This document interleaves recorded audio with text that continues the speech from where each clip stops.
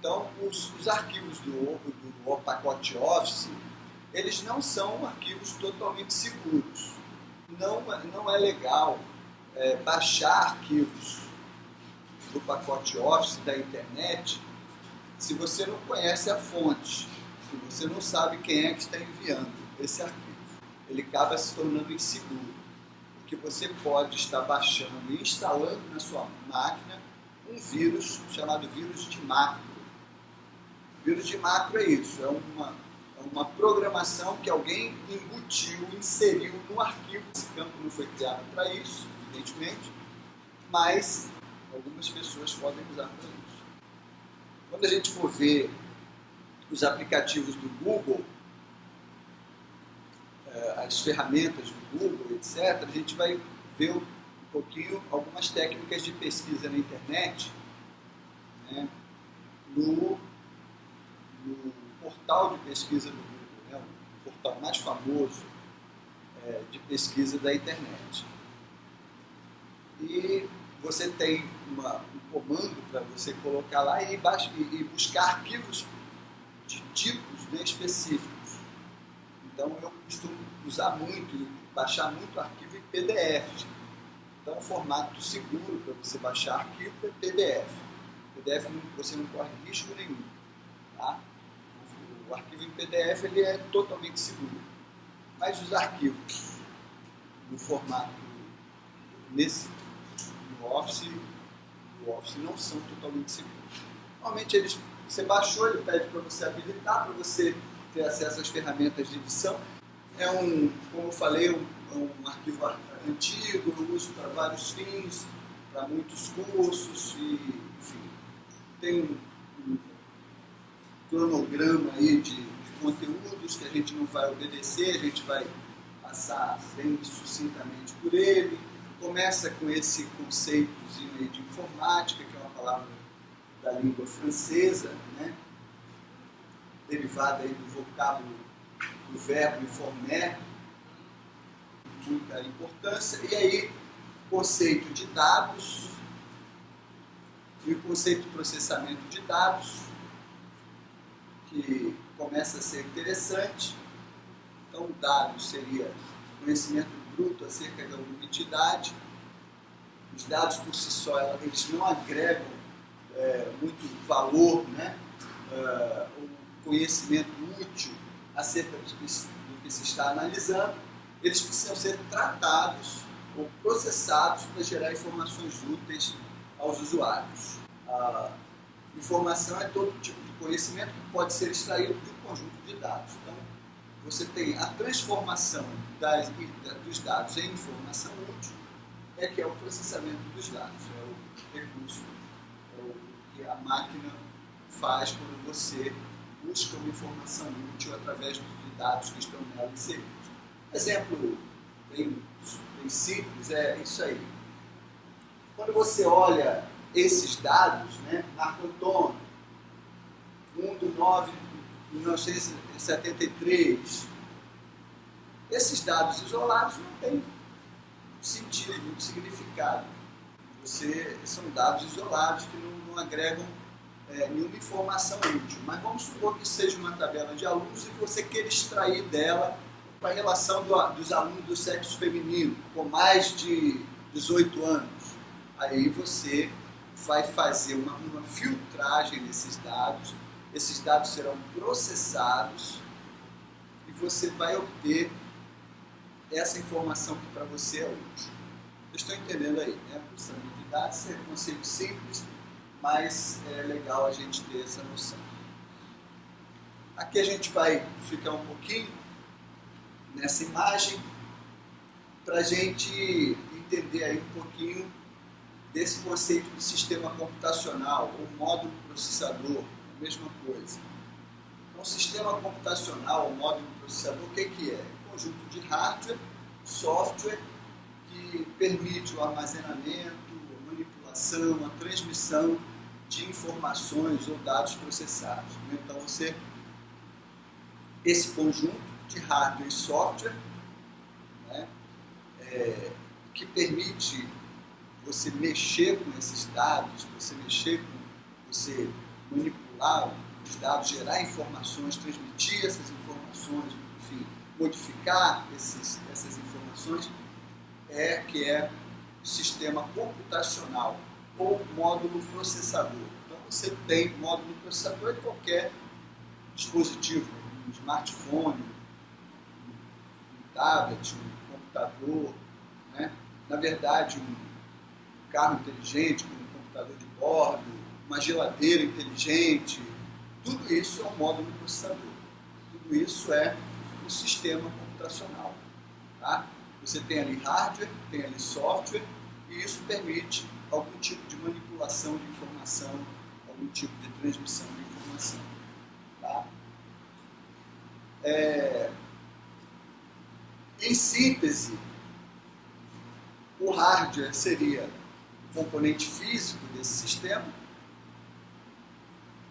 e o software o componente lógico. Tudo isso aí vocês já estão cansados de saber, mas é importante a gente introduzir aí desde o iníciozinho.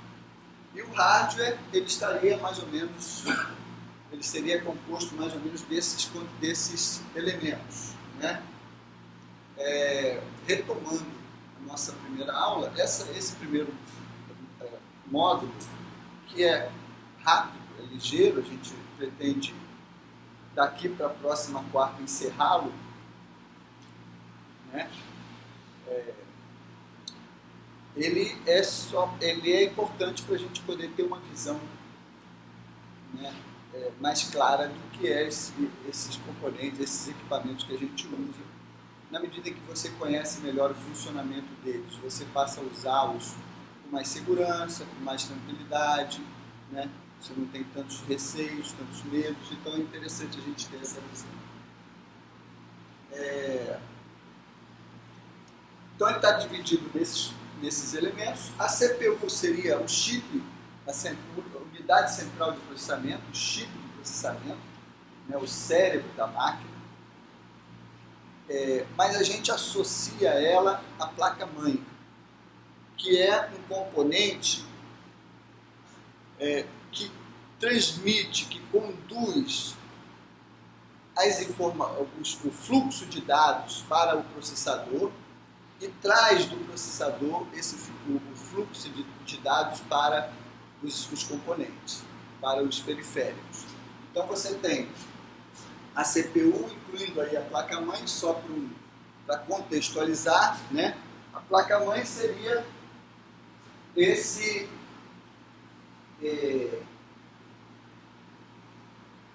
elemento aqui, certo? Isso aqui seria uma placa-mãe. Então, você tem nela um socket que recebe esse chip de processamento de dados, esse processador de dados, e você tem, na verdade, o que é a placa-mãe? É vamos dizer assim, uma placa de resina, né? Circuitos impressos numa placa de resina, enfim, tá? Papelão ali com resina. Todos os componentes, de alguma maneira, estarão ligados ao processador através da placa-mãe. Tudo que você estiver usando na sua máquina, mesmo que seja um componente que está se comunicando com ela, né, de forma sem fio, vamos supor que eu esteja usando um mouse Bluetooth, estou usando aqui um mouse sem fio. Mesmo assim, ele está se comunicando com a central de processamentos através da placa-mãe.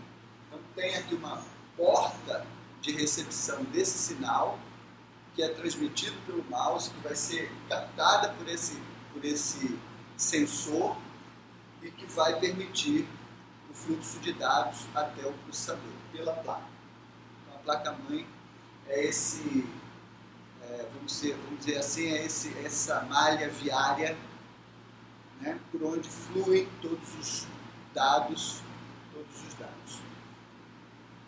Essa aqui, por exemplo, é uma placa-mãe antiga, mas interessante. Ela tem Ela é uma placa off-board, né, para alguns componentes importantes, como o vídeo, por exemplo. Ela tem aqui um soquete para você espetar nela uma placa de vídeo externa. Isso é muito bom. Quando você quer performance de uma máquina, é interessante verificar isso. Vai comprar um computador, né? Aí é interessante verificar se ele é off-board para vídeo, se você tem como colocar uma placa de vídeo nele externa, porque isso permite, isso traz ganho de performance à máquina, né? Principalmente vídeo. Mas, por exemplo, quem vai trabalhar quem é profissional da área de som, é ideal comprar uma placa de vídeo que seja off-board para som. Então tem lá um soquete, um barramento específico para você encaixar uma placa de som e usar seus equipamentos e tal. Mas principalmente vídeo. Por quê? Porque é o recurso que mais consome memória, consome capacidade de processamento da máquina.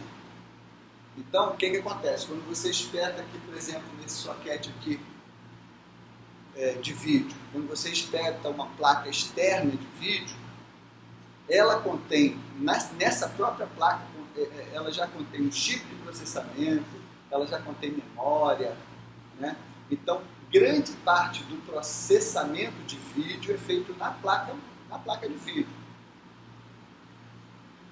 Então, ela vai usar menos recurso da placa, do próprio sistema computacional para poder te dar o retorno, né? Quando você tem uma placa on-board para vídeo, o chip de vídeo está preso aqui na placa. Ele está encravado na placa mãe. E ele vai usar a memória RAM, ele vai usar recursos de processamento para poder processar vídeo, que é um recurso que requer, é um processamento que requer bastante recurso. Daí, tranquilo, né? E aqui você teria várias saídas. Por exemplo, isso aqui é uma placa antiga, então tem uma saída paralela aqui para uma impressora. Hoje em dia, impressora, scanner, uma série de equipamentos usam como barramento, como porta de conexão de entrada de dados e saída de dados, usam o barramento USB, que é um barramento universal, uma porta universal. Então a maioria usa o USB, né? Que é quando você conecta os equipamentos nessa porta para se comunicar com o processador. Então, mas essa placa aqui é antiga, tem uma porta paralela que acabou ficando em desuso. Impressora nenhuma mais vem com saída paralela. Algumas até podem vir, mas a maioria não vem mais. Aí você tem uma porta universal que resolve esses problemas todos. Aqui você teria outras. Isso aqui fica evidentemente para a saída do gabinete aqui atrás, né? Para você encaixar os cabos aqui atrás, certo? Por aqui por trás deve ter uma saída RGB para monitor de vídeo. Aqui tem o PS2 para mouse, teclado, tem USB aqui, enfim, tem algumas saídas aqui que são mais claras. E ela é uma placa bastante off-board, você pode usar vários equipamentos aqui com placas externas. Então você pode botar aqui uma placa de vídeo, você pode colocar aqui, por exemplo, um scanner que vem com uma placa externa para comunicação, você pode colocar aqui uma placa de rede externa, você pode usar esse barramento PCI aqui. Esse barramento aqui ainda é bastante usado, PCI. Bastante, mas é usado. Esse aqui não é usado mais. Esse aqui é um barramento ISA, 16 bits só. PCI é de 64 bits, ainda é usado, né? Esse aqui é um barramento de vídeo, mas é antigo. O barramento provavelmente é um barramento, não tem aqui a referência dele, mas eu acho que é AGP. Atualmente o PCI Express é o mais usado. Esse AGP eu acho que era 128 bits de transmissão de dados. Então você poderia botar uma placa de vídeo bem legal nele, trabalhar bacana. Então tem aqui várias coisinhas para a gente ver. Então veja, vamos voltar lá, depois a gente volta aí de novo. A gente vê mais alguma coisa aí.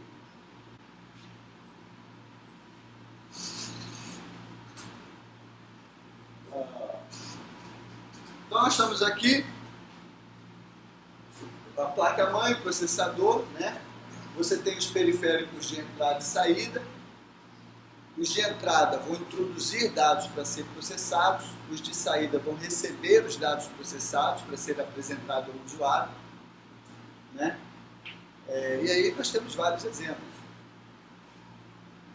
Exemplo aí de periférico de entrada.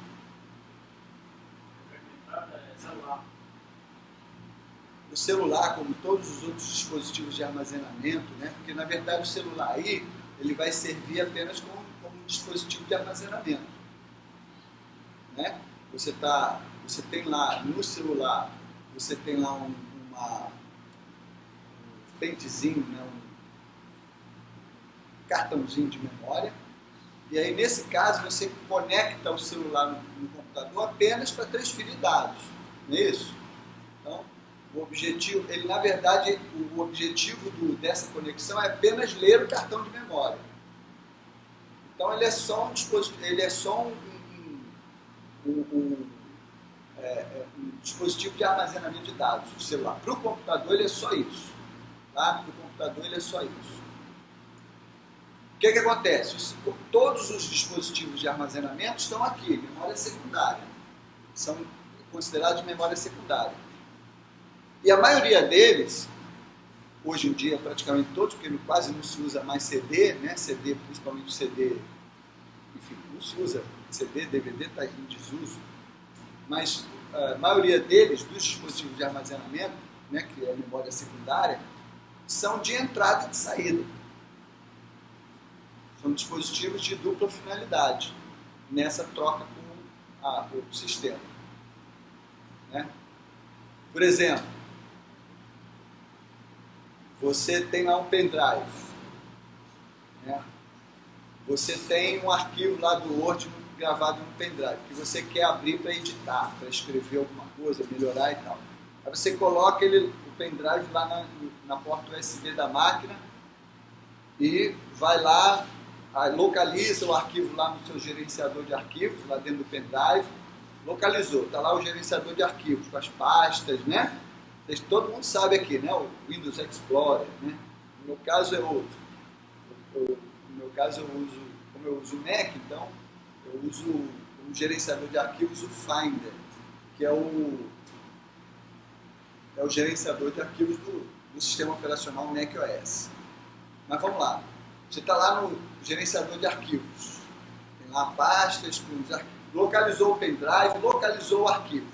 Quando você clica sobre ele, esse pendrive, clica sobre o arquivo para ele abrir, né, para você começar a trabalhar nele. Esse pendrive está sendo dispositivo de entrada ou de saída?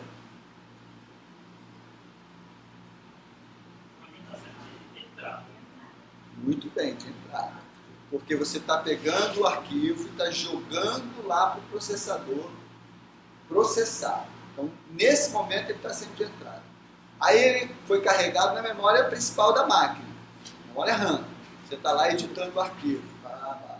Legal. Terminou, vai salvar o arquivo. Salvar lá dentro do pendrive também. Certo? Aí você clica lá para salvar. Nessa hora, ele é o quê? Saída. Certo? Então, todos os dispositivos de armazenamento em geral são de entrada e de saída. É memória secundária. Está aqui no componente de memória secundária. Vamos lá. Outro dispositivo de entrada aí, para a gente testar aí com vocês.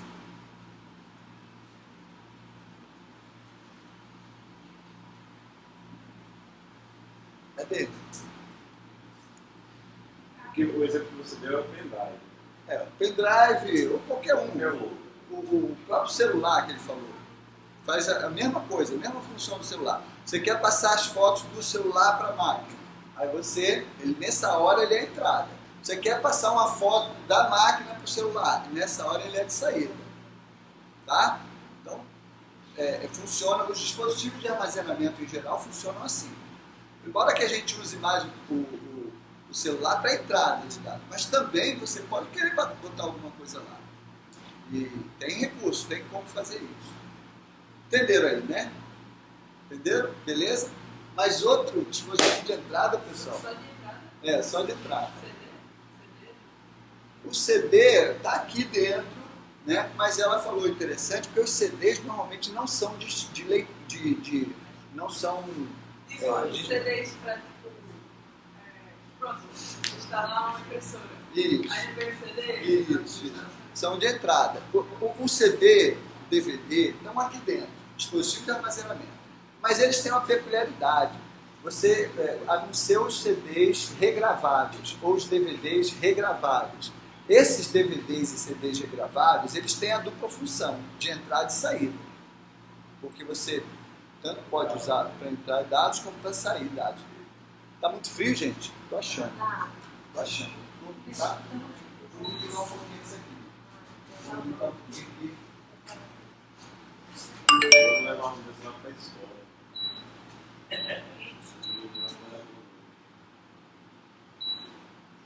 Bom, beleza? Estão entendendo aí, né? Então, por exemplo, os CDs, eles não são regravados. Normalmente, você pode comprar um CD regravado. Ele apaga, você grava dados nele e tal. Nesse caso, também ele é dupla função, tá? De saída. Tá? Mas, em geral, eles são só gravados. Mas estão dentro aqui dessa categoria, tá? De componente. Eu quero um exemplo de dispositivo de entrada. Impressora. Concorda? O drive de um programa, por exemplo. Não. Eu quero... Gente, olha aqui, estou falando de equipamento, estou falando de hardware. Drive é software, tá? Estou falando de hardware. Drive, quando você... eu instalei minha impressora, mas eu tenho que baixar o drive dela. Isso é software. Né? Mas eu quero, por exemplo, eu estou aqui falando de hardware. De hardware eu falei que nós temos a CPU, que é a unidade central de processamento, temos os periféricos de entrada e saída. Os de entrada vão introduzir dados para serem processados, os de saída vão receber dados processados para serem apresentados ao usuário. Hã? O cabo HDMI, ele é só um veículo, ele é só um canal. Ele não é um equipamento propriamente dito. Você tem que ver o que está na ponta dele. O que você vai colocar na ponta desse cabo? Eu quero saber o que é periférico de entrada, gente, e o periférico de saída. Ele falou impressora. Vocês concordam que impressora é de entrada? Impressora é um periférico de saída. Professor, e se eu for escanear? Não, mas aí é outra coisa. Você falou de impressora. A impressora pode ser multifuncional.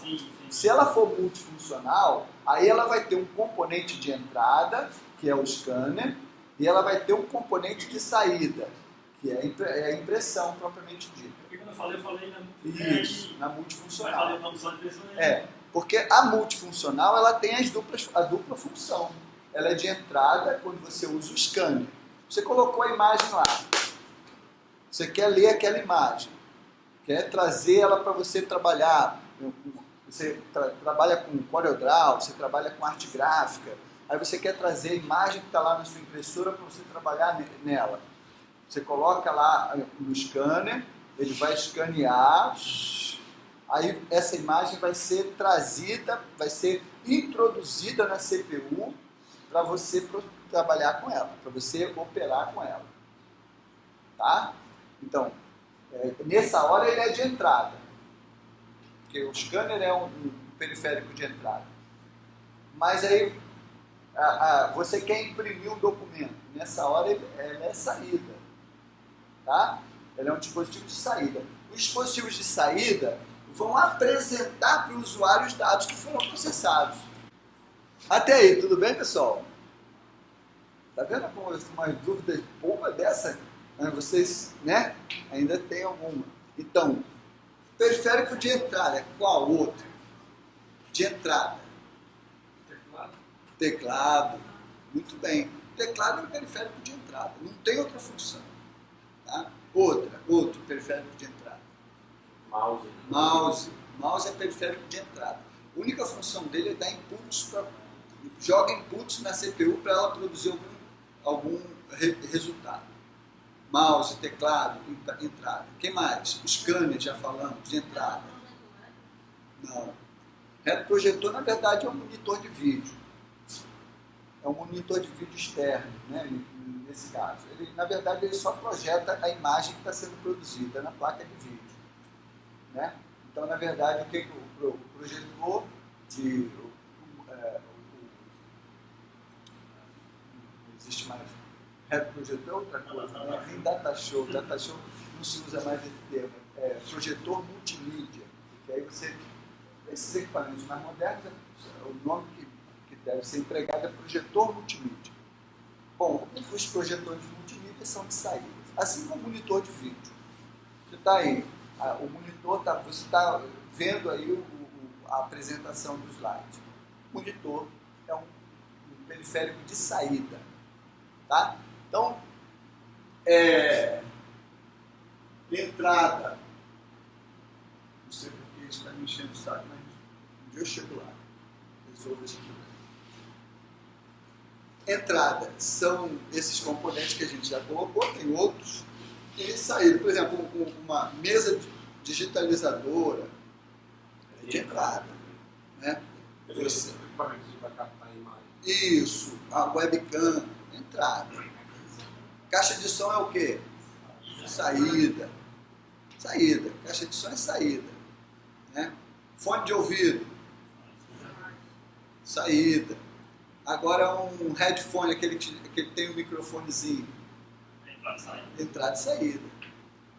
Você tem um componente de entrada que é o microfone e você tem um componente de saída que é o headphone, o fone de ouvido. Não é isso mesmo? Tá tudo bem até aí? Simples, né? Mas às vezes são coisinhas que ficam confundindo a gente. Agora, o que é importante, gente, é entender que nada, nenhum equipamento que você esteja à sua disposição para uso dentro do teu computador, nenhum deles não está de alguma maneira ligado ao processador de dados através da placa-mãe. A placa-mãe é uma via, né? É uma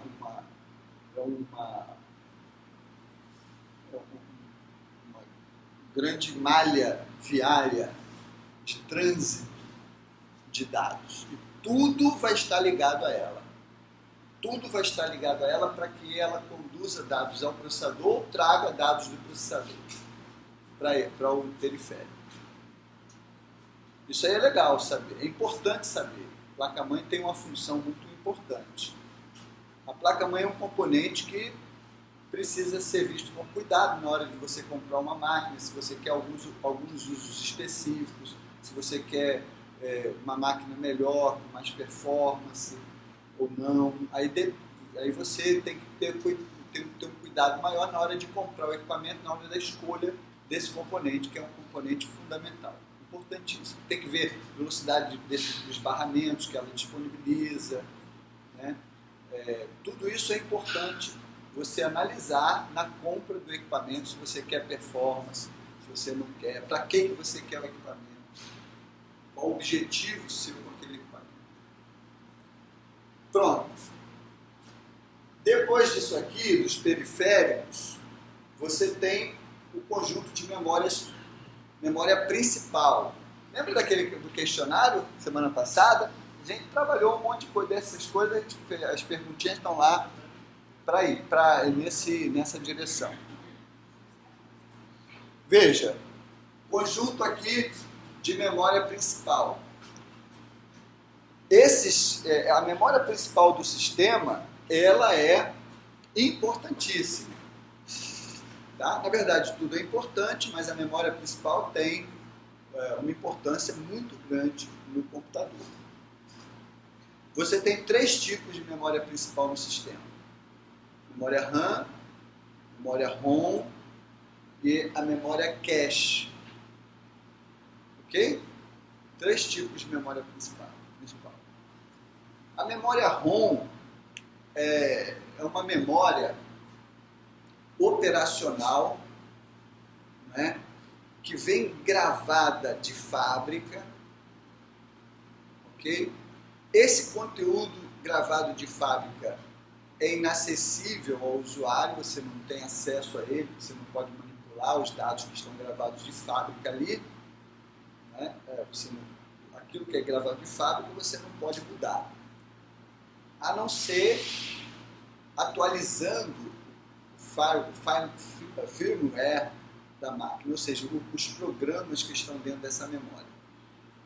Que você pode fazer isso de algumas maneiras. O mais importante é entender que alguns equipamentos dão um suporte para você fazer isso até automaticamente pelo sistema operacional. O próprio sistema operacional, né, o fabricante da máquina entra na rede, entra pela internet na tua máquina, verifica se o firmware está desatualizado e tal, já propõe a atualização, às vezes faz isso até automaticamente sem você perceber. Mas o fato é que você não tem acesso a esse conteúdo. Você não pode manipular esse conteúdo. Tá? É uma caixinha preta, vem de fábrica. Essa memória ROM, ela tem 3 programinhas gravados nela. 3 programinhas importantes gravados nessa memória. São 15 horas. O primeiro programinha é um programinha chamado POST. O segundo é o SETAP. E o terceiro é a BIOS. Tá? Esse programinha POST, ele tem uma função importante na máquina. A memória ROM é a primeira que é startada quando você liga lá o power da máquina. Ligou o estabilizador, apertou o power para iniciar a máquina, a primeira coisa que funciona é a memória ROM. Ela vai começar a ser lida, tá? É uma memória de leitura linear, não aleatória, linear. Ela é lida da trilha 1, 0 até a trilha 100, vamos dizer, se ela tiver 100 trilhas, ela vai sendo lida, né, linearmente, não é de acesso aleatório, mas é uma leitura linear. Não é volátil, o conteúdo dela, ela permanece, você desliga o sistema, o conteúdo da memória ROM está lá, não apaga. Certo? Ela não é volátil. E ela tem esses 3 programinhas. POST, o SETAP e a BIOS. O POST, quando você liga, é o primeiro a ser lido. Ele faz uma checagem no teu hardware. Ele vai ver se a memória RAM está acessível, se o teclado está acessível, se o monitor de vídeo está acessível, né? Ele vai ver... que mais? Ele vai ver se a CMOS, que é uma... não, vamos lá, vamos voltar lá aquele desenho, que aí eu acho que vale a pena a gente fazer. Gente, eu espero que vocês estejam acompanhando. São informações interessantes de saber, de conhecer, porque, né, eventualmente você pode ser útil para você, né? Pode ser útil. Isso aí, gente, são questões muito recorrentes em concurso público. Concurso público, essas questões caem muito. A função desses componentes, tudo isso cai muito em concurso público. Mas vamos lá. Deixa eu ver aqui de novo aquela placa, só para a gente ter uma...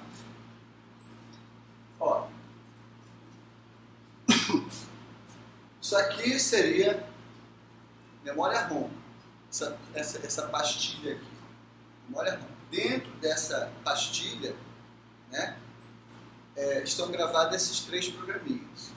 Agora, dentro dela tem uma pastilhazinha separada que é memória RAM. É um tipo de memória RAM, uma memória chamada CMOS. qual é a função dessa memória CMOS? A função dessa memória CMOS é mudar alguns parâmetros, algumas configurações do setup. O usuário pode mudar algumas configurações do setup. Tá? Então, esse aqui ela só para dizer que ela tem uma memóriazinha chamada CMOS. E essa memória CMOS é um tipo de memória RAM. Por isso, como ela é um tipo de memória RAM e toda memória RAM é volátil, ou seja, precisa estar sendo energizada, senão apaga, os dados dela são apagados, ela tem essa bateriazinha aqui. Isso aqui é uma bateriazinha de relógio. Toda placa-mãe tem uma bateria de relógio. Né? Essa bateriazinha, por isso que, por exemplo, você desliga a máquina e quando liga, a hora do relógio da máquina continua legal. Desligou às 7 da manhã, quando vai lá às 5 da tarde, ele está lá às 5 da tarde. Ele não apagou. Essa informação ficou lá. Por que ficou? Porque a data e hora é um componente do setup que fica gravada as alterações, por exemplo. Isso é curiosidade interessante. A máquina foi feita, a placa-mãe foi feita lá em Taiwan. Certo? Lá na China, Taiwan, sei lá onde foi. Aí veio aqui para o Brasil. Quando ela foi feita lá em Taiwan, a data e hora que foi colocada lá pelo fabricante foi a data e hora do local.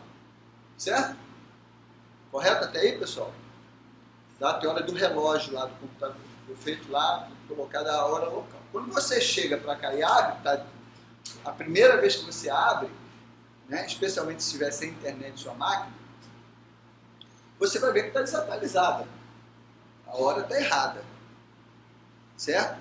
Aí você pode entrar no setup e fazer a atualização da hora, ou você pode fazer essa atualização pelo próprio sistema operacional. Porque quando você faz a atualização da hora pelo sistema operacional, entrou lá no Windows, no relógio lá do Windows, e você altera a hora, na verdade o sistema operacional está indo lá no setup e fazendo essa alteração. Porque isso fica gravado no setup. Agora, como é uma alteração que você está fazendo do setup, dos dados originais do setup, essa alteração fica na memória CMOS. Porque os dados de fabricante você não tem acesso, não pode alterar nada. As alterações que você faz fica gravada numa memóriazinha chamada CMOS. Aí por isso precisa, e ela é volátil, ela é RAM, o tipo de memória RAM. Por isso que precisa do reloginho aqui. Então, por exemplo, o post, ele vai fazer a varredura, ver se está tudo correto, inclusive com a CMOS. Por exemplo, começou a dar um problema, a bateria está começando a ficar fraca, essa bateriazinha de relógio. Ele vai dar um avisozinho lá no monitor. CMOS falhou, né? Porque está falhando, a bateria está ficando fraca. O computador, ele depende muito, para os parâmetros de funcionamento dele, ele depende muito de data e hora. Se por um acaso essa bateria falhar, a tua máquina é capaz até de parar mesmo completamente. Professor, ano passado, depois que a gente fez um curso aqui, né? Aí eu estava pegando o laboratório com Windows, né, esse novo aqui dentro. Aí tinha umas máquinas velhas lá, eu falei, vamos mexer nesse trem, eu pensei, né? Eu fui formatar lá a máquina. Aí eu tinha ensinado a gente a formatar, e fui aí acessar o setup, né? Aí eu tinha a senha. Isso. E depois que eu fui descobrir que era uma tal de TWM23. Lá na senha do setup. Depois, só que daí eu assisti um vídeo no YouTube, fui no trabalho, pesquisei, tirei a bateria, liguei a máquina, e depois liguei ela com a bateria e pedi mais assim. Muito bem, exatamente. Por quê, gente? Olha aí, o exemplo dele é legal. Por quê? Porque o setup ele tem uma configuração de fábrica que não tem senha. Você acessa o setup sem senha pela configuração de fábrica. Mas alguém foi lá no setup e introduziu uma senha de acesso. Essa senha ficou gravada na memória CMOS, porque você fez uma alteração no setup. Certo? E ela precisa da bateriazinha do relógio, tá? Para ficar sendo alimentada. Você tirou a bateria, por exemplo, alguém botou a senha no setup, inclusive pode ser uma senha, porque você pode botar uma senha para acessar o setup ou para inicializar o sistema. Você pode colocar uma senha no setup para inicializar o sistema todo. Se você faz isso, você não acessa a máquina não, de jeito nenhum, se você não souber a senha. Entendeu? Como é que você resolve esse problema? Você resolve tirando a pilha, só isso. Você não vai comprar uma placa-mãe nova só por isso. Você vem aqui, abre o gabinete, tira a pilha. Até aí tudo bem? Então o post, gente, ele é um programinha que ele vai ficar dando um aviso sobre as coisas que estão erradas. Por exemplo, a memória, ligou a máquina, ele começou a fazer a varredura, percebeu que a memória RAM está inacessível. Às vezes, por tempo, né, vai criando um zinabrezinho e vai dando um mau contato, né, nos terminais ali do pente de memória. Então a máquina, a memória RAM deixa de ficar acessível. Tá? O sistema não consegue mais acessar a memória. O que acontece? A máquina não vai funcionar, porque precisa da memória RAM. A memória RAM é uma memória principal importantíssima. Aí o que acontece? Quando você liga, o post verifica, a memória está inacessível. Aí fica dando um bipzinho, bip, bip, bip, bip. Esse bipzinho é para avisar o cara que a memória não está acessível. O teclado não está acessível, ele vai dar uma mensagem lá, keyboard failure, vai ficar aparecendo uma mensagem lá na tela. Keyboard failure. Esses avisos é o post que dá. Tá? Então, o professor está dando a bateria. Também é ele? É ele. CMOS failure. Quando ele começa a dar essa mensagem é porque a bateriazinha está ficando... Normalmente essas baterias, tá? Como ela alimenta, a carga que ela alimenta muito pequena, né? A tensão ali é muito pequenininha para ela alimentar ali a placa-mãe ali, a memória CMOS. Então, essas baterias duram muito. Normalmente vem de fábrica, a placa-mãe vem de fábrica, e essas baterias têm duração de 10 anos, às vezes até mais, 12 anos, porque ela solta uma carguinha muito pequena para manter ali energizada a CMOS. Então, o que normalmente acontece? O computador acaba antes da bateria. Ele fica obsoleto, você quebra outras coisas, tal.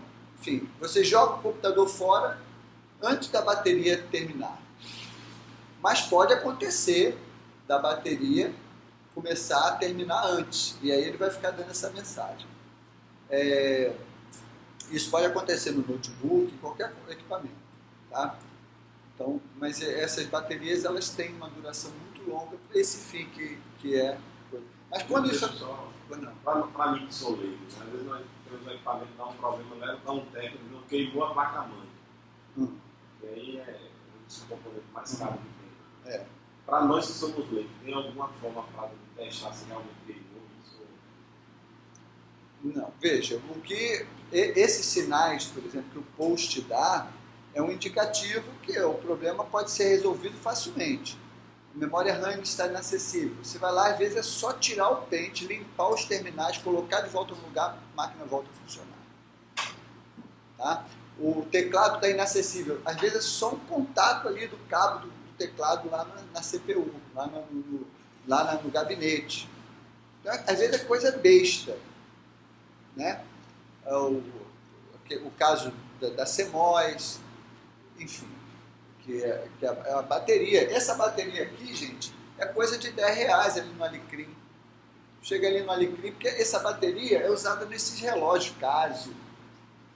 Né? A maioria dessas placas-mãe usam essas baterias bem comuns. Aí você vai ali no Alecrim, compra R$10, volta, troca, acabou esse problema. Volta a funcionar normalmente.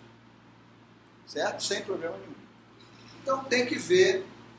conhecer esses detalhes é interessante porque você se previne também com relação a algumas coisas.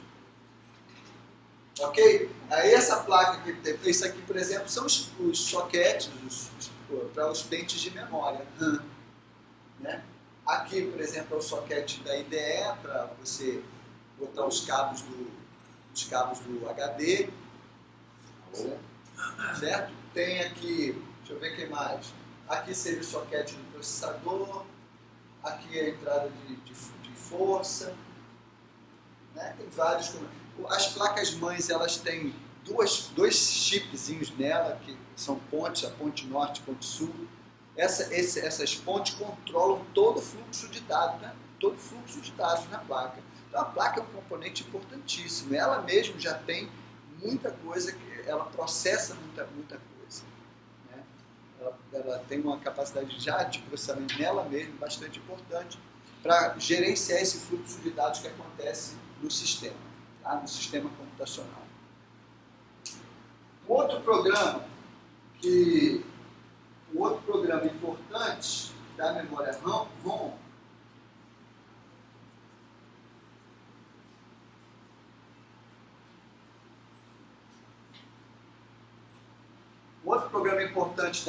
ROM é o setup.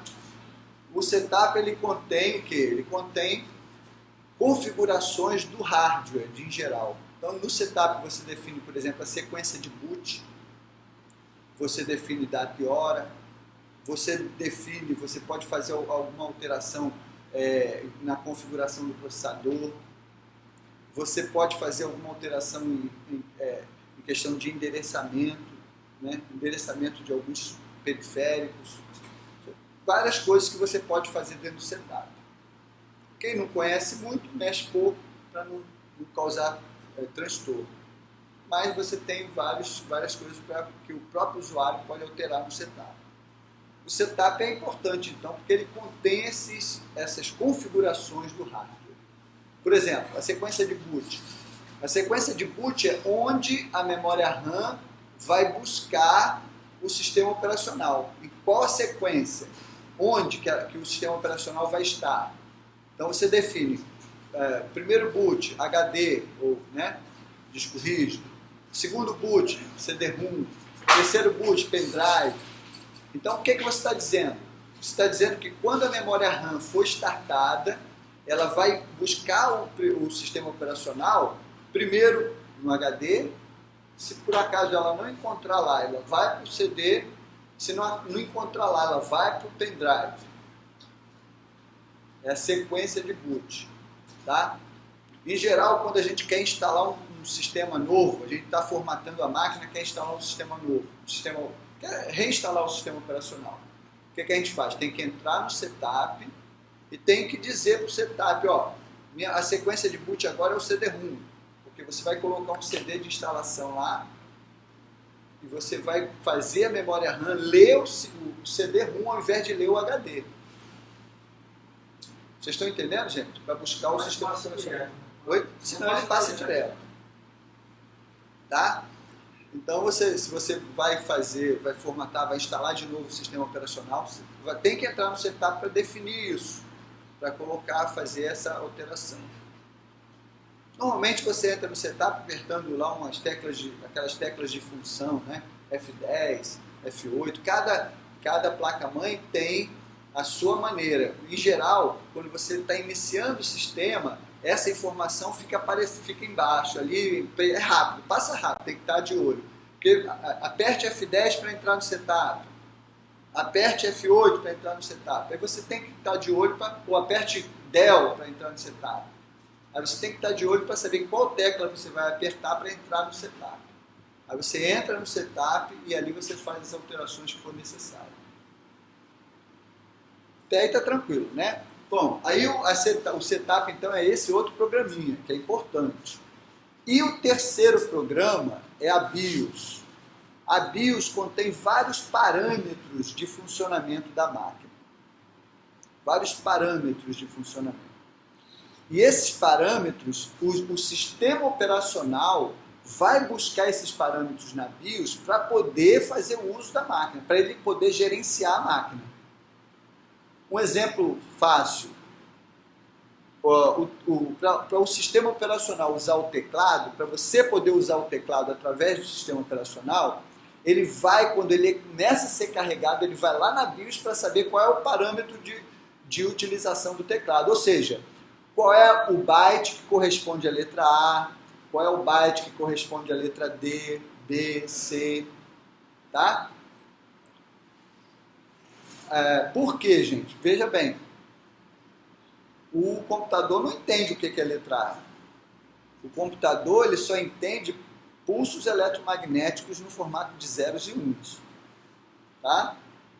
Ok? A máquina só entende pulsos eletromagnéticos no formato de zeros e uns. Então, na BIOS tem o parâmetro, por exemplo, tem uma tabela chamada SCSI ou Unicode. Essa tabela define, tá, qual byte, qual sequência de bits ou qual byte corresponde ao A, corresponde ao B, corresponde ao C, corresponde ao D. Está entendendo? Então, quando você aperta o A, o que está acontecendo ali? Um fluxo de pulsos eletromagnéticos no formato de zeros e uns, um conjunto de pulsos eletromagnéticos, né, no formato de zeros e uns, está correndo pelos fios para ir ser introduzido na CPU. Aí ele reconhece que é o A, aí retorna para o monitor apresentar o A para você. Apertou o B, um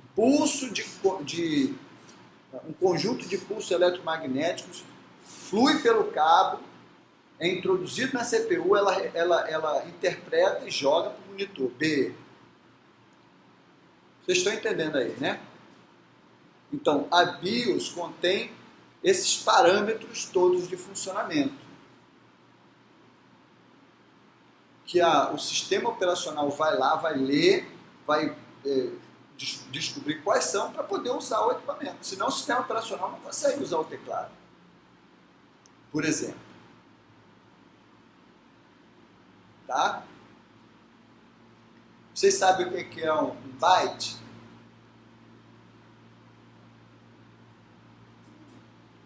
Unidade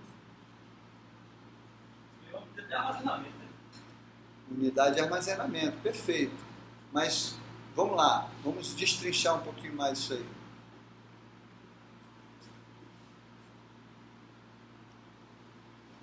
Cadê a moçada aí, cara? Que você não conhece, não? Não, foi aquela coisa que você sabe o que é, mas você não sabe explicar. Sabe que tem lá, mas não sabe o que é. Muito bem. Essa moçada aí, você, né? Aí. Cadê? Então, um byte, né? O que é um byte, gente? Um byte é um conjunto de 8 bits. Tá? O que é um byte? Isso aí é questão de prova certa. Em vários concursos é normal cair. Certo? O que é um byte? Um byte é um conjunto de 8 bits. Ok? Um byte é um conjunto de 8 bits. O que é um bit?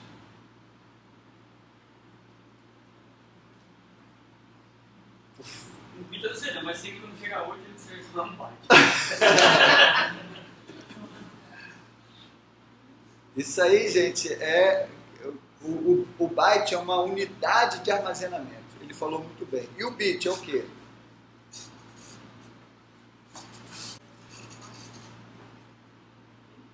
O bit, na verdade, é um dígito binário, é um pulso eletromagnético no formato de 0 ou 1, positivo ou negativo.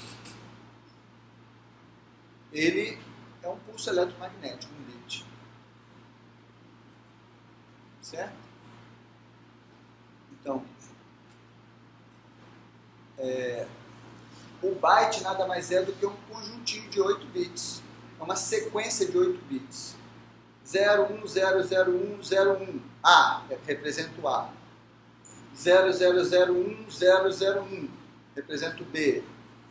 Chutando. Tá? Mas é assim que funciona. Ele tem uma tabela lá, tabela SCSI, que diz o que representa o quê. Ok, pessoal? Agora, vamos lá, vamos passar. A BIOS. Então a memória ROM é esse componente composto desses 3 programinhos. Post, Setup e BIOS. Que são lidos quando você liga a máquina. Funciona. Quando termina de funcionar a máquina, Quando termina de ler a memória ROM, aí a memória ROM starta o quê? Qual é o segundo passo aí? Vai startar o quê? O que vai funcionar na máquina quando você liga ela? Depois de ler a memória ROM.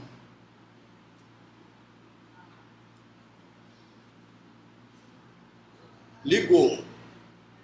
Ligou a máquina. Ligou o estabilizador, ligou a máquina.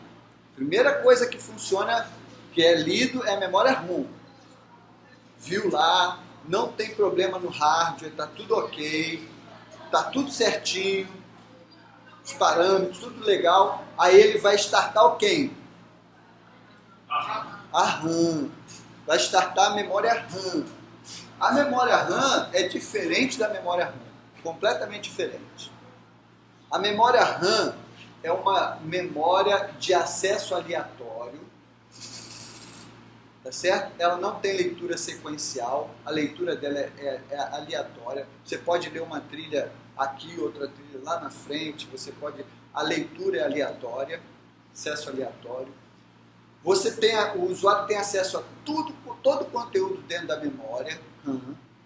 Tá? Você tem acesso aos conteúdos da memória que estão gravados na memória RAM, que vão sendo gravados na memória RAM. E outra coisa, ela é volátil. Ela só tem alguma coisa escrita nela enquanto a máquina está ligada. Você desligou a máquina, ela zera, apaga todinho. Tudo que estava nela é apagado. Certo? Ligou. Memória ROM, memória RAM. Aí a memória, a primeira coisa que vai acontecer é o seguinte: a memória RAM vai buscar o sistema operacional onde foi definido pelo setup. O setup está dizendo que o first boot é o CD, é o HD. Então a memória RAM vai lá no HD e vai começar a carregar o sistema operacional. Aí, Windows sendo carregado. Meia hora.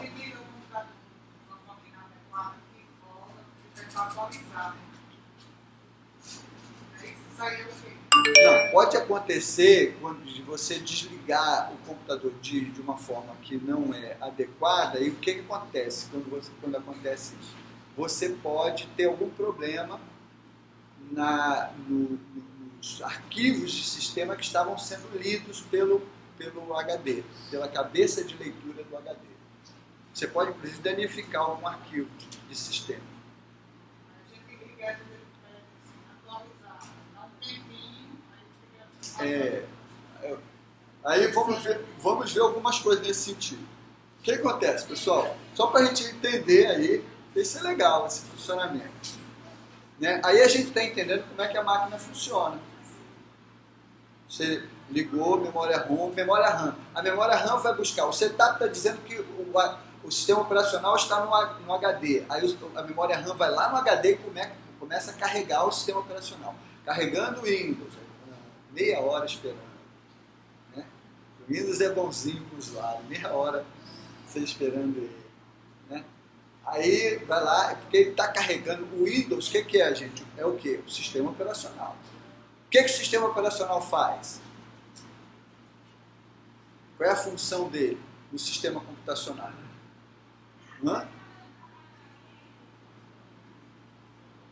Qual é a função do sistema operacional? Liberar os programas, né? Liberar os programas? Liberar os programas. Não está errado, não. O que mais? Na verdade, você tem 3 funções básicas do sistema operacional. Né? A primeira função do sistema operacional é gerenciar o hardware. É ele quem vai gerenciar tudo. É ele quem gerencia todos os componentes de hardware. Ele quem vai gerenciar o teclado, o mouse, a impressora, tudo que tiver ligado no computador, o monitor. Ele vai gerenciar tudo. Mas ele vai fazer isso a partir de parâmetros que ele tem, com o uso dos recursos de processamento, com o uso dos recursos que ele tem na máquina. São 15h30. No sistema operacional. Aí ele vai, memória RAM, carregando o sistema. Aí carregou. Aí terminou, tá lá a tela do Windows, bonitão lá. Aí você vai abrir um arquivo lá do Word. Aí você clica sobre ele, clica sobre aquele ícone lá do arquivo. Aí a memória RAM, o sistema operacional, ele vai buscar aquele arquivo, porque cada arquivo está devidamente rotulado, identificado e endereçado. Então, o sistema operacional vai lá no endereço do HD onde está armazenado aquele arquivo e começa a carregar ele. Aí ele começa a carregar o programa que faz a leitura do arquivo e o arquivo. Aí você aparece lá o Word e o arquivo lá. Tudo que você está vendo aqui, gente, no computador, na tela do computador, está carregado em memória RAM.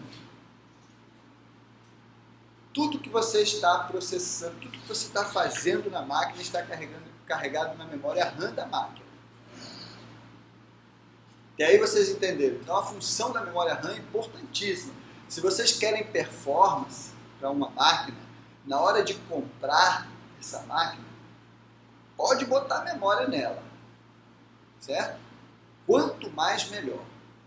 Memória RAM é muito importante, porque ele vai trabalhar mais folgado, vai trabalhar mais livre. A máquina vai sempre trabalhar com a memória RAM vai trabalhar mais folgado. Se você compra pouca memória RAM, meu amigo, aí dá zebra, né? Se logo ela enche, e aí ela fica dando problema, a máquina fica lenta, você fica com uma série de dificuldades, porque ela tem que ficar fazendo escolhas de programa que estão abertas ali, tá? Então memória RAM é fundamental, quanto mais melhor, 8 GB para cima, né? Daí para cima para você ter boa performance. Hoje em dia é assim. Agora, ela é aleatória. Ela é volátil. Se você tiver, por exemplo, digitando lá um arquivo no Word, acabou a energia, o que acontece? A princípio você perdeu tudo, né? Por que às vezes não acontece você não perder tudo? Muito bem. Ó, a maioria dos programas, pacote Office, bastante acontece isso com frequência. Você quando vem aqui no pacote Office, ó, vem aqui, ó, opções aqui, ó, opções isso aqui a gente está falando do PowerPoint, né? Qualquer um, o Word tem isso, o Excel tem isso. Os programas em geral acabam usando esse recurso. Ó, você vem aqui nas opções, você tem aqui a opção de salvamento, salvar. Ó, tá vendo aqui, ó? Salvar arquivo, salvar informações de autorrecuperação a cada 10 minutos. O que acontece aí? O programa ele é esperto. Quando você compra uma máquina, você comprou uma máquina que tem 320 GB lá de espaço em HD, vamos supor. Tá? Mas quando você abre lá teu gerenciador de arquivos, você não tem isso disponível, 320 GB. Você vai ter 280, 290, tá? Beleza. Por que isso? O cara te enganou? O cara te enganou? O que vocês acham? O vendedor te enganou? Te vendeu gato por lebre? Não, porque uma parte vai ser usada, né? Exatamente isso. O cara não te enganou. O que aconteceu? O próprio sistema operacional, ele reserva um pedaço do HD, tá? Um pedaço dele ele reserva para usar como memória virtual. O que é memória virtual? Memória virtual é esse recurso, essa reserva que o sistema operacional faz do HD, que é um disco que salva dados permanentemente, né? O HD é diferente da memória RAM. A memória RAM é volátil. Apagou, apagou. Zerou tudo. Mas o HD não. Ele gravou lá, está gravado. Fica lá. Certo? O que o sistema operacional faz? Separa um pedacinho. Você está lá digitando. Digitou, abriu o Word e começou a digitar. 10 minutos, 9 minutos e 59 segundos digitando. 2 páginas lá do Word. É o documento que você está lá, o documento que você ainda não salvou no HD, está lá. Apagou, acabou a luz. O que acontece? Perdeu tudo. Perdeu tudo. Mas vamos supor que você digitou 14 minutos. Você digitou 2 páginas em 10 minutos e mais uma página nos outros 4 minutos. Certo? Acabou a luz. Você vai ter todo o documento de volta? Não. Quando você abrir o Word de novo, se aquele documento era um documento novo, ele vai dizer assim, existe um documento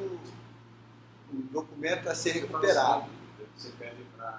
Vai dizer que tem um documento para ser recuperado. Aí você vai lá e diz que quer recuperar. Aí ele vai voltar.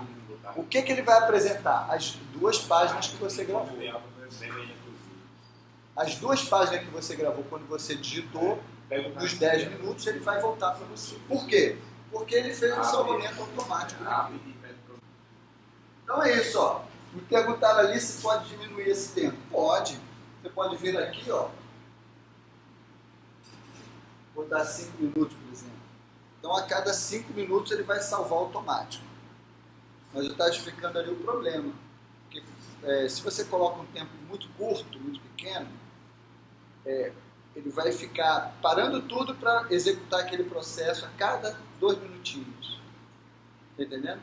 Então ele consome recursos da máquina, recursos de memória, recursos de processamento, para fazer esse processo. Entendeu? Para ficar salvando aquilo ali. E quase que desnecessariamente, né? Porque não é um problema recorrente faltar luz. Não é uma coisa que acontece com frequência. Enfim, se quiser diminuir, pode. Mas não aconselho diminuir muito, porque você vai ficar sobrecarregando, né, enchendo a máquina de processo sem necessidade. Perfeito? Ok?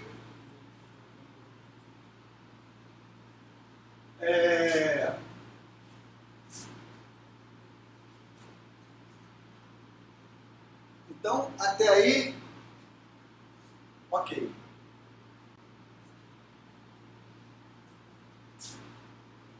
Certo? Memória RAM, memória ROM, vimos tudo isso, e agora a memória cache. Quem é que sabe me dizer qual a função da memória cache?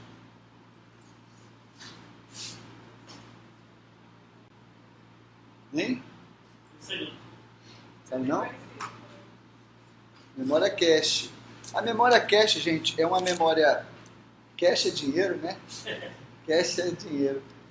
E realmente a memória mais cara, a memória cara, é um recurso caro na máquina, mas é um recurso muito interessante. Quanto mais, melhor. Então, se você quer comprar uma máquina boa, veja quanto de memória cache tem nessa máquina. Quanto mais, melhor. Mesma coisa da memória RAM. Pode botar pé no fundo mesmo, se você quer performance. Você pode fazer uma escolha e melhorar o que? A RAM ou a cache? As duas. Tiver que fazer uma escolha. Aí, cara, é memória RAM.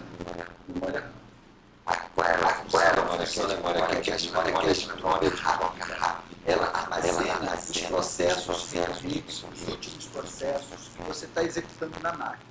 Ela vai armazenando aqueles processos, aquelas requisições que você está fazendo. E ela é de troca muito rápida com o processador. Na verdade, no chip do processador, né? Essa memória cache pode ser interna no chip, pode estar lá dentro do chip, ou pode ser externa, mas é colar ali com o processador. E ela é justamente feita para o processador não ter que ir em outro lugar. Ele vai lá primeiro. Tá? Se ele encontrar lá, ele já resolve o problema. Então é uma memória que, se você tiver bastante espaço nela, melhor, porque ela vai guardando mais processos. Se você tiver pouco espaço, o que acontece? Só aqueles últimos vão ficando. Os mais antigos vão sumindo, vai sendo substituídos pelos processos mais recorrentes, mais recentes. Tá? Então, quanto mais melhor, porque melhora a performance, melhora a performance da máquina. Por exemplo, toda vez que você acessa um site pela primeira vez, ele demora mais a carregar, você carregar ele na tua página, no teu browser, no teu navegador, do que nas próximas vezes. Certo? A primeira vez sempre é um pouco mais demorado. Já perceberam isso? Quando acessa um site pela primeira vez, que ele demora, e depois quando você acessa de novo, ele vai mais rápido. Vocês sabem por que isso acontece? Eu fui lá. Mas o que fica armazenado na memória cache? Endereço. O endereço de quê? Eu fui no e-mail, sabe? Do IP do servidor que hospeda aquele site. Certo? Por quê? O que acontece quando você faz uma requisição? Você coloca, está lá o browser, está o teu navegador lá. Aí você colocou lá www.mtnatal.net/EAD. Você colocou o endereço lá do site, do portal. Portal nosso, de educação à distância. Clicou em Enter. Se é a primeira vez que você está acessando esse endereço, vai subir essa requisição para um servidor na internet chamado DNS, que é um servidor de nomes. Tá? Esse servidor ele tem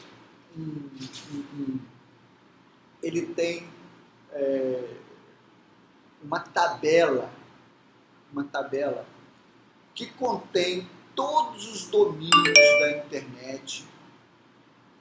Na verdade, existem uns 3 servidores no DNS, uns 3 ou 4 servidores DNS no mundo espalhados na internet, na rede. Você acessou, ele vai subir ao DNS.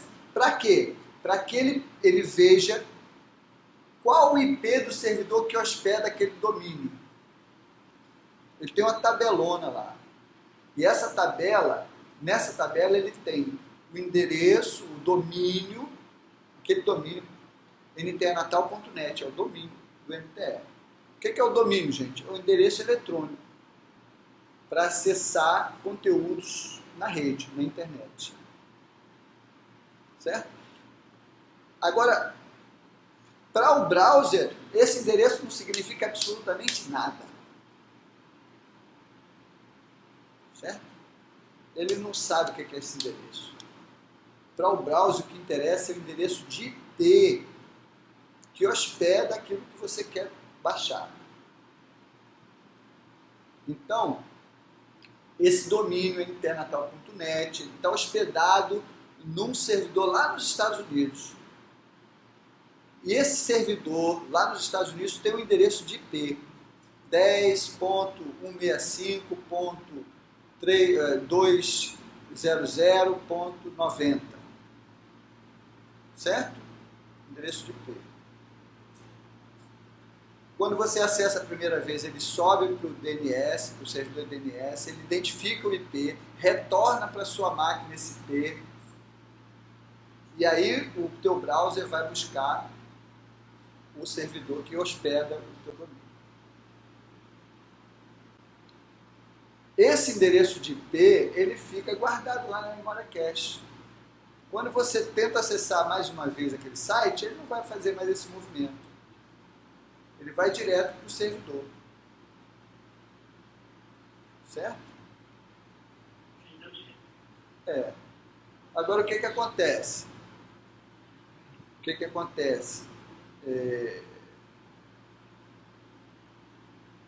Por exemplo, o servidor lá, por algum motivo, pode alterar o IP daquela máquina que hospeda o teu domínio.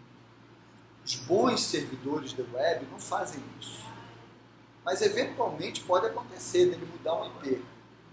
Esses data center grandes não fazem nunca isso. Quase impossível. Mas pode pegar um servidorzinho meio entendeu? Meio ruinzinho, tal, que acaba mudando o IP lá. O que acontece? Você vai ficar com o teu cache apontando para o endereço falso, errado. Você não consegue mais acessar a página.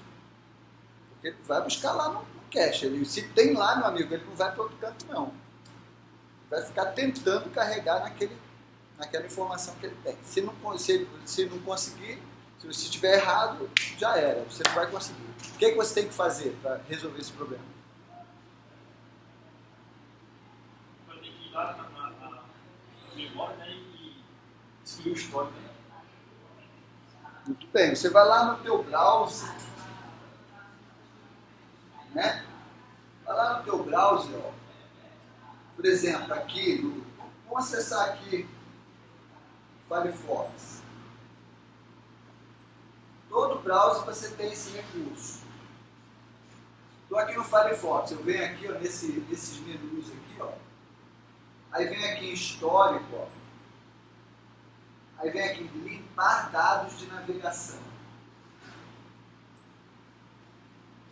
Tá vendo aqui, ó, cookies, cache. Esses dois aqui são importantes você limpar. Eventualmente eu vou em uma zerada. Cookies e cache. Certo? Eventualmente eu vou e dou uma zeradinha. Para limpar os dados ali na memória. Quando acontecer de você começar a tentar acessar um site que você não consegue numa máquina, e você sabe que o site está no ar, vai lá e faz isso que na hora resolve o problema. Entendeu? Por algum motivo, por alguma forma, ou ele corrompeu o endereço IP, o endereço que está lá no cache, ou o IP mudou do servidor, que é mais difícil, mas pode acontecer.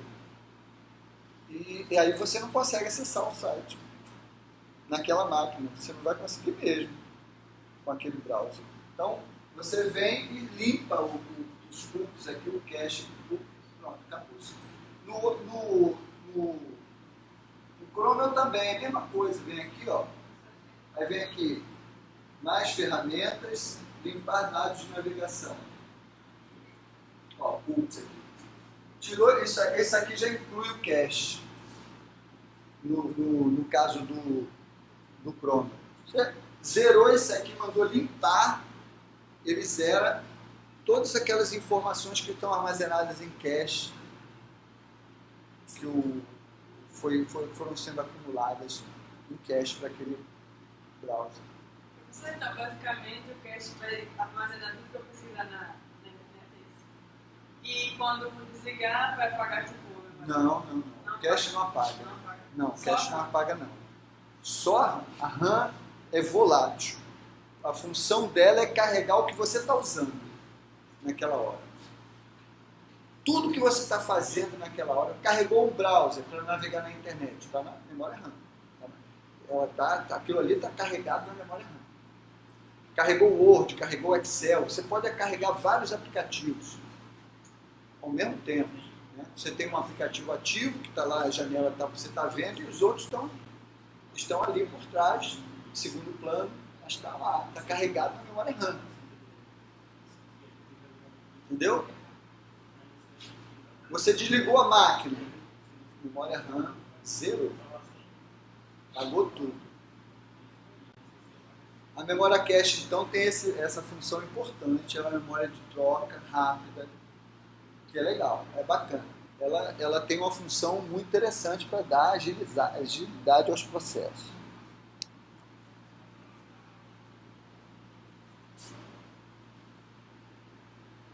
Até aí, tudo bem, pessoal? Tudo. Até aqui as informações foram úteis? Sim. Foram úteis, né? E finalmente, pessoal, só para a gente aqui dar uma encerrada nesse coisa, o esquema é a memória secundária. Memória secundária são os dispositivos de armazenamento, em geral, tá? Uma coisa que se recomenda, se você quer performance na sua máquina,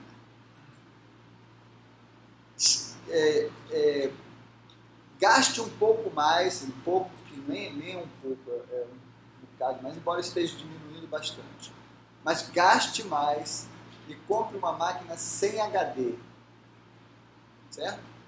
Compre uma máquina com SSD. O que é o SSD, gente? É um dispositivo de armazenamento em pastilha, tá? Que substitui o HD e que é extremamente mais eficiente. Muito mais eficiente. O que acontece com o HD, pessoal? Vamos dar uma olhadinha lá. Ó, o HD é isso aqui. O que é o HD? O HD é um dispositivo de armazenamento, né, com uma ou várias camadas de superfície magnética. E esse dispositivo aqui de armazenamento, tá, ele tem um componente mecânico. Na verdade, é um motorzinho que fica girando. Ó, esse disco aqui, ó, ele funciona assim, ele fica... Eu passei. Ele é ruim de voltar na luz. Embora que aqui você consegue. Sensível pra caramba, né? A luz é digital, cara. Troço bacana. Lá na minha sala, às vezes eu tô com a turma lá e é música. Ih, rapaz, é mesmo? Pô, caramba, que loucura, cara. Sem brincadeira. Eu nunca tinha visto não, a mosca mesmo, né? Ainda bem que aqui não tem mosca, né? Para atrapalhar a gente. Mas veja, o discozinho aqui, ele está aqui rodando, girando. Esses computadores desktop, o HD gira a uma velocidade de mais ou menos 7.400 RPM, rotações por minuto. Nos notebooks, os HDzinhos de notebook giram em torno de 5.400 RPM. Embora seja uma velocidade relativamente alta, mas isso é limitante à beça para a localização de dados. Tá? Como é que funciona isso? O bicho está girando aqui, você tem aqui uma cabeça de leitura, essa haste aqui na ponta tem uma cabecinha de leitura que é um cristal. Né? Esse cristal ele não encosta na superfície magnética. Os pulsos eletromagnéticos, né, os zeros e uns no formato pulso eletromagnético, fica fluindo, fica passando da superfície magnética para essa cabecinha de leitura, fica dando pulinhos os dados, né? Fica fazendo a leitura.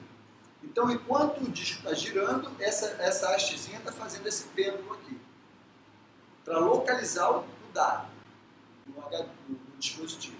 Né? Então, a primeira coisa que é importante, se você vai usar um HD, manter ele fragmentado, ou manter ele organizado, né? Passar um desfragmentador, não é fragmentado, é não fragmentado. O que é fragmentado, gente? Porque é o seguinte, a superfície magnética, o sistema operacional, quando formata o HD, quando formata o dispositivo de armazenamento, ele cria um sistema de arquivos nesse dispositivo de armazenamento. Ele cria um padrão de alocação de dados nele. Então, ele cria as caixinhas onde ele vai armazenar os dados ali. Essas caixinhas são chamadas de clusters, né? Os clusterzinhos, né? pequenos espaços de armazenamento de dados ali. Nele todinho, ele divide o HD todinho nesses clusterzinhos. Cada clusterzinho tem um endereçamento lá, tem o seu endereço, né, de memória. O que acontece? Conforme você vai instalando e retirando coisas, esses dados vão sendo, por exemplo, um arquivo maior, ele pode estar armazenado em diversos clusters. Um único arquivo, lá do Word, mas ele pode estar armazenado em diversos clusters, em diversos bloquinhos de memória. Está entendendo até aí? Está tudo tranquilo? Mas o que acontece? Esses clusters podem não estar ali pertinho, sequência não, porque na medida que você vai instalando, desinstalando, gravando e apagando dados, vai fazendo uma bagunça no HD. E ele, quando você manda gravar um arquivo, ele sai gravando nos espaços disponíveis. Então vai ter um cluster disponível aqui e um outro cluster disponível lá embaixo. Ele salvou aqui um pedacinho do arquivo, vai salvar o outro lá embaixo. E aí ele vai ocupando o dispositivo. Vocês estão entendendo como é que funciona? Então, se você tiver com isso desorganizado, a localização dos dados ainda é pior. Demora mais ainda. Então, dificulta mais ainda a memória, a performance. O ideal é que você faça o quê? Que você, vez por outra, passe um desfragmentador de disco, que é um software que reorganiza os dados no seu HD. Esse que está instalado aqui, Gallery, no inglês também é uma porcaria. Gallery Tickets, sim, tem um desfragmentadorzinho, uma função para fazer isso. Então você vai e passa esse desfragmentador que ele vai dar uma reorganizada no teu HD. Ele vai pegar os arquivos e organizar conforme o arquivo, vai organizar ali os dados para ficar mais justinho, para ficar mais fácil a localização desses dados. Documentos do Word, documentos do Excel, documentos, vai organizar tudo direitinho. Cada macaco no seu galho. Isso, cada macaquinho no seu galho bacana. Para facilitar a localização dos dados. Mas mesmo assim, o HD prejudica profundamente a performance da máquina. Ele hoje é o dispositivo que mais atrapalha a performance do computador. Então, se você puder migrar do HD para o SSD, você vai ter um ganho de performance, vai dar um salto de qualidade. Só estou vendo aqui a foto desse HD. Desse SSD? Tem aqui de 120 GB, 300 conto. Né? Agora, como é que... esse aí está na máquina, né? Como é que liga esse trem aqui? Vamos lá. Eu não sei nem o tamanho, porque aqui na imagem não nunca vi. Você tem vários SSDs aqui, tá vendo? Esses dispositivos aí, eles substituem o HD. Olha a diferença, são pastilhas. Aí, a localização dos dados é imediata. Não tem um dispositivo mecânico, não tem motor girando, não tem nada disso. Você clicou no arquivo ali, puf, vai lá no endereço dele, acabou-se. Mas a gente, se comprar isso aí, a gente faz o quê? Tem que abrir a máquina? Tem. Você tem que abrir e tem que substituir. Você tem que ver qual é o barramento que o SSD que você está comprando usa. Tem que ver se a tua máquina vai ser, sua placa-mãe vai ser compatível com ele direitinho. Mas em geral, você vai lá e substitui. Tira o HD e bota o SSD. Certo? Professor, aí tem marcas, né? Aí qual seria o melhor? Muito. Aí não importa tanto isso aí. Veja sempre o barramento que ele está usando. Normalmente é o SATA, atualmente é o SATA que ele usa. Né? A IDE é um barramento ruim. Os SSDs não usam mais IDE, mas os HDs às vezes ainda usam. Então, sempre... são esses detalhezinhos. Mas... quanto à marca, não tenho informação do que seria melhor ou pior. Eu aqui na Miranda que é R$ 1.300, 480. Pois é. Exatamente. É um dispositivo ainda muito caro. Agora, o que acontece? Por exemplo, essa máquina aqui é SSD, essa máquina minha. Certo? É um Mac com SSD, não tem HD. De fato. Realmente é pequeno. Minha máquina aqui são 250 GB só. Certo? Mas hoje você não precisa de mais do que isso. Ok? Você não precisa de mais do que isso. O Windows é meio chato para você trabalhar. Porque quando você instala o Windows, você instalou o Windows, performance excelente, tudo funcionando direitinho, ele está ocupando lá 15 GB do teu HD. Ótimo. 6 meses depois, meu amigo, ele está ocupando quase 100 gigas. E você não instalou nada demais nele.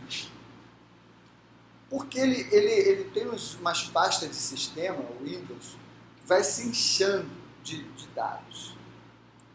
Tudo que você faz na máquina gera registro. Né?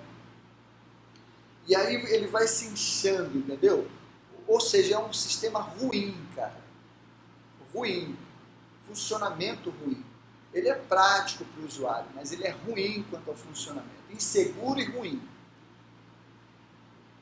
Em pouco tempo você começa a ver que a máquina fica lenta, fica dando problema. Às vezes, isso com toda a segurança. Você está usando um antivírus bom, você não é um cara que acessa qualquer tipo de site, você tem cuidado de estar com o sistema sempre atualizado. Se você está usando o Windows, meu amigo, tem que estar com ele oficializado e manter ele sempre atualizado, baixando os pacotes de atualização direitinho, instalando, porque é uma questão de segurança, de sobrevivência. Se você não faz isso, está perdido. Né? Mas mesmo você tendo todos esses cuidados, ele vai se inchando, fica lento, complica, entendeu? O funcionamento. Então, mesmo o Windows, com SSD, tem um ganho violento, cara. Violento. Porque hoje você não precisa de tanto espaço na máquina. Você tem a nuvem para resolver o teu problema. Tudo que é meu está na nuvem. É muito mais seguro, muito mais eficiente, muito mais prático. A gente vai ver isso quando a gente for ver os aplicativos do Google. Tá? A gente vai ver como é que é prático ter as coisas na nuvem.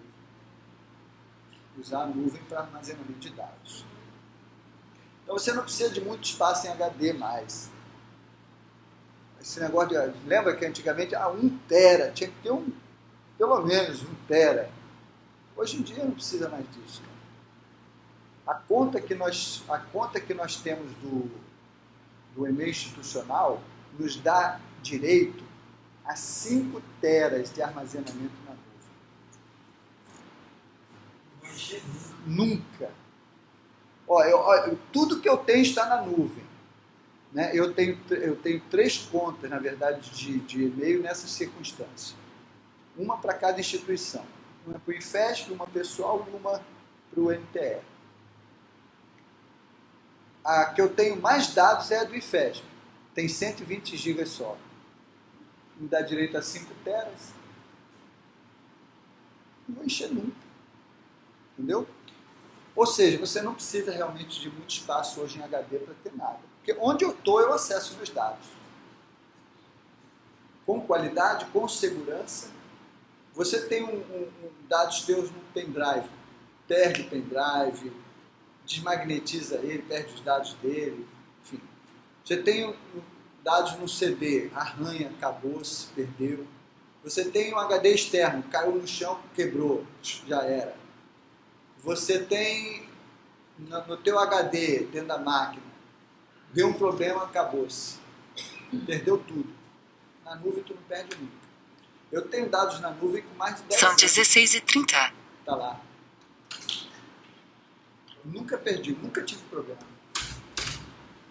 Entendeu? Então vale a pena ter tudo salvo lá na nuvem. Até aí, tudo bem, pessoal? Tranquilo, né? Então, vamos lá. Elas são 4h30. Está quase chegando na hora a gente descansar. Não, quero não. Vou voltar para onde a gente estava. Já está terminando ali. Pessoal, olha só. Só para vocês, para a gente combinar.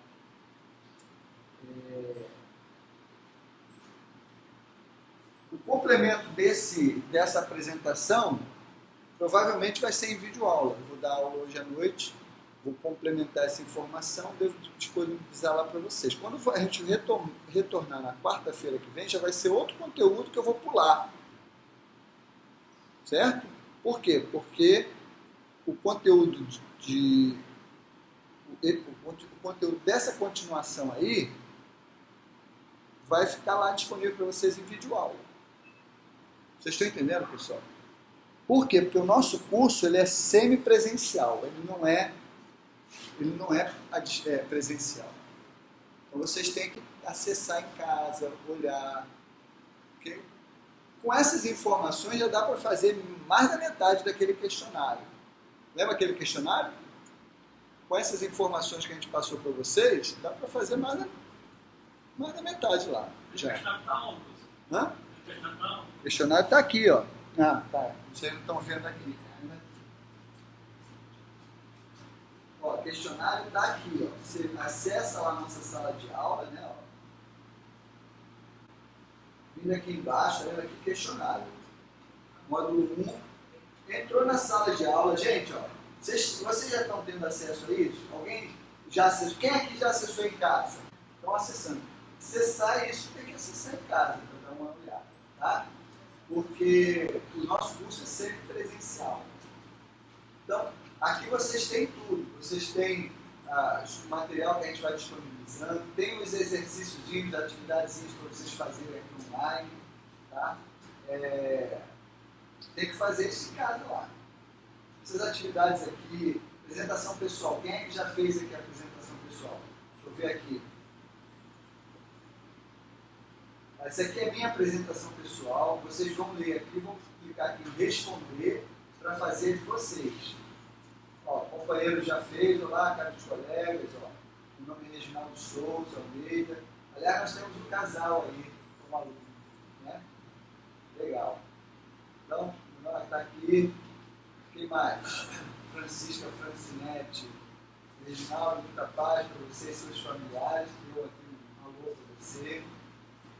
Ó, Francisca fez a apresentação dela. Ok, ó. José Américo também fez a apresentação dele. José Américo já editou o perfil dele, ó. Certo? Você também, não foi? Editou o seu perfil? Também. Ó, editou o perfil também. Botou a foto lá no perfil. Tá? Quem mais? Kívia fez a apresentação. Daiane, que a filha dela também fez. Maria Gonçalves Pinheiro, tá aí? Não, tá não. Ah, tá aí, ó, já fez a apresentação. E estava reclamando de quê? Não sei. Estava dizendo que estava muito difícil para ela. Olha só que negócio aí, Senhor. Então, ó, fez, Rafael, Érica, tá? Beleza, pessoal. Né? Agora, como é que vocês... Ó, esse tutorial aqui, ó, vou voltar aqui. Essa sala ambiente aqui ensina vocês como é que vocês, por exemplo, modificam, alteram os dados do perfil. Alguém me perguntou como é que alterava a senha. A alteração da senha é lá nas preferências do usuário. Você, depois que dedica o seu perfil, automaticamente cai lá para você alterar a senha. Né? Então você acessa, vem aqui, ó, modificar perfil. Aí ela pode trocar o e-mail se estiver errado. O e-mail é muito importante estar certinho, estar acessando o e-mail, porque tudo que a gente posta aqui, gente, vai para o e-mail. Tudo que vocês postam nos fóruns, vai para o e-mail. O que eu posto lá no quadro de avisos, vai para o e-mail de vocês. Vocês têm recebido meus e-mails? O e-mail do sistema? Quem é que não recebeu, não viu o e-mail? Não viu. Ele é muito bom. Agora, a partir de agora, que vai começar, né? Mas, ó, vou só para vocês verem aqui. Só para vocês verem aqui o negócio. O que eu coloco aqui, ó, você não viu não, companheiro? Não. Chegou a ver o e-mail? Não, o meu vi. Os seus você chegou, né? Ó, esses dois informes aqui foram para a caixa de e-mail de vocês. O primeiro contato que eu avisei, né, no primeiro contato, o que eu fiz aqui? Ó? Iniciamos com o pé direito nossa jornada pelo mercado das tecnologias, ó, cheio de frescura. Nosso primeiro contato deve trazer alguns informes, seu nome aparece na relação abaixo, aqui, isso aqui foi para o e-mail de vocês. Para isso, siga os passos. Ó. Entre no EAD, né? O telefone e a senha padrão Natal, você acessa o sistema. Depois você vem aqui na sala ambiente, ó, apresentação de informações gerais, roteiro de atividade, apresentação pessoal. Eu dei aqui os links já para vocês acessarem isso aí. Tá? Tá lá onde isso? Tá aqui, ó. Olha aqui, ó. Essa barra aqui é a barra de navegação. Então, onde eu estou? Estou no primeiro contato, que é o tópico que eu coloquei no quadro de avisos, que está dentro de quê? Está dentro da unidade 0, ó, seja bem-vindo, que está dentro de quê? Da sala de aula. Então, se eu quero voltar para a sala de aula, eu clico aqui. Aqui eu volto para a sala de aula. Certo? É importante navegar na nossa sala de aula, pessoal, porque vocês estão fazendo um curso semi-presencial. Esse ambiente aqui é um ambiente de apoio nosso. Tá? Eu vou começar a colocar aqui, vocês não estão vendo aqui, mas eu vou começar a colocar as videoaulas que estão sendo geradas. Aí eu vou deixar disponível aqui. Videoaula do módulo 1, depois do módulo 2, depois do módulo 3. Ok? E não só as videoaulas, as atividades, coisas que vocês precisam fazer. Então o questionário está aqui, ó. Entrou no questionário, vai lá, começa a responder o questionário. Parte dele eu não aconselho vocês fazerem agora, porque a gente não terminou o conteúdo, então deixa terminar o conteúdo. Tá? Porque o questionário, uma vez que você acessa ele, tem que terminar, tem que fazer até o fim. Você tem, eu acho que se eu não me engano, eu coloquei aqui 2 chances. Você vai ficar com a maior nota. Você pode fazer 2 vezes o questionário. Fez a primeira, não atingiu a melhor nota, você pode tentar fazer de novo. E você entrou nele, tem 1 hora para concluir a atividade. Para concluir, responder todas as perguntas. Entenderam até aí, pessoal? Entenderam aí? Tranquilo?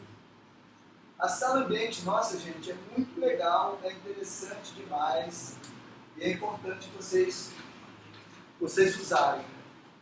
Usarem para tirar dúvida, ó.